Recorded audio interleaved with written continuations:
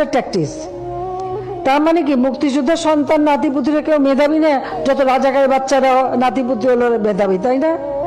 কিন্তু এটা ভুলে গেলে চলবে। 10 জনের সামনে কথা বলতেছি, কিভাবে কথা বলতে হবে এই কথা বলার ভাষাটুকুই যদি আমি না জানি, ওই 10 জনের সামনে কথা বলার কোনো যোগ্যতাই আমার নাই। 1971 সালের পর থেকে যারা জন্মগ্রহণ করছে, যুদ্ধতে অংশগ্রহণ করতে পারে নাই, তারা সবাই রাজাকার। আমি, আপনি, আপনার বাবা, আমার দাদার নামও যেহেতু মুক্তিযোদ্ধার কোঠায় নাই, তাহলে আমার দাদা সহ আমরা সবাই রাজাকার। এক কথায় বলতে গেলে বর্তমান দেশে 16,98,00,000 নাগরিকদের মধ্যে 2,31,000 মানুষ মুক্তিযোদ্ধা, এদের পরিবার বাদে আমরা সবাই রাজাকার। যে রাজাকারের নাম শুনলে একটা সময় আপনার চোখে ঘৃণা চলে আসতো, এখন একবার ভেবে দেখুন সেই রাজাকারের ট্যাগে আপনার ঘাড়ে চলে আসতেছে। সেই ট্যাগ আপনার ঘাড়ে দিতে এক বিন্দুও দ্বিধাবোধ করতেছে না, কারণ তার পদে উঠতে আপনার কোনো প্রয়োজন হয় না। বিকজ যে দেশে ভোট ছাড়া ক্ষমতা পাওয়া যায়, সেই দেশে আবার কিছু বলতে ভাবতে হয় নাকি? আজকের ভিডিওতে একটা কথা বলে যাই, মাথায় রাখেন, কথা যত বেখেয়ালি হবে পতন তত দ্রুত হবে ইনশাআল্লাহ। পার্সোনালি আমি কোনো রাজনৈতিক সম্পর্কের সাথে সম্পৃক্ত নয়, কিন্তু একজন সাধারণ নাগরিক হিসাবে এই কথার বিরুদ্ধে তীব্র নিন্দা ও প্রতিবাদ জানানোর প্রয়োজন আমি মনে করি। রিসেন্ট 8-9 দিনই হয়ে গেল কোঠা এবং মেধা নিয়ে একটা আন্দোলন চলতেছে। হ্যাঁ, এই কথা সত্য যে কোঠা এবং মেধা দুইটা এক জিনিস নয়, কিন্তু আমার কথা হচ্ছে মুক্তিযোদ্ধাদের নাতি নাতনি থেকে শুরু করে ছেলে মেয়েগুলো যদি এতই মেধাবী হয়, তাহলে তাদের চাকরির জন্য কোঠার কিসের প্রয়োজন? প্রশ্ন থেকেই যায়। সাধারণ মানুষগুলো যদি রাজাকার হয়, এই সাধারণ মানুষের ট্যাক্স ভ্যাট দিয়ে আপনি দেশ চালাচ্ছেন, তার মানে আপনি বড় রাজাকার। বাংলাদেশ পরিসংখ্যান BBS এর হিসাবে শিক্ষিত বেকার আছেন 23,50,000 জন, অর্থাৎ বাংলাদেশে মোট বেকারের সংখ্যা 12% উচ্চ শিক্ষিত। এখন আমাদের মাননীয় প্রধানমন্ত্রীর কথা হিসাবে এই 12% উচ্চ শিক্ষিত বেকার নাগরিকই মেধাহীন। আফসোস, 2022 সালে আমি সেনাবাহিনীর মাঠে অ্যাপ্লাই করেছিলাম এবং আমি বগুড়া ক্যান্টনমেন্ট মাঠে দাঁড়াতে গিয়ে দেখি অলরেডি 3 জন সিলেক্টেড হয়ে আছে। এখন আমার প্রশ্ন হলো, আমরা এতগুলো স্টুডেন্ট মাঠে দাঁড়াতে গিয়েছিলাম, আমাদেরকে দেখার আগে আমাদের মেধা সম্পর্কে তারা বুঝে গেছে, রাইট? যদি আমাদের না দেখে আমাদের মেধা সম্পর্কে নাই বুঝতো, তাহলে তো অলরেডি আগে থেকে 3 জনকে সিলেক্ট করে রাখতো। যে দেশে কোঠা ছাড়া চাকরি হয় না, দেশের নাগরিকদের রাজাকার বলে সম্বোধন করা হয়। আমরা একজন সাধারণ নাগরিক হিসেবে প্রধানমন্ত্রীকেই ভয়কট করতেছি। রাজাকার প্রধানমন্ত্রী, তার গদি থেকে তাকে নামিয়ে দেওয়া হোক, নয়তো কোনো আইন আমরা মানি না। আপনি একজন সাধারণ মানুষ হিসেবে আপনি নিজের থেকে ভেবে দেখেন দেশের কতটুকু আইন সুষ্ঠুভাবে পর্যবেক্ষণ হচ্ছে। একজন সাধারণ নাগরিক হিসেবে আপনার দায়িত্ব এগুলোর বিরুদ্ধে প্রতিবাদ করা। এখন আপনার প্রশ্ন থাকতেই পারে, এগুলোর বিরুদ্ধে এইভাবে প্রতিবাদ করে কিছুই হবে না। দেখেন, আপনি ঘরে চুরি করে বসে থেকেও কিছুই হবে না যতক্ষণ না আপনি এগুলোর বিরুদ্ধে রাজপথে নামবেন।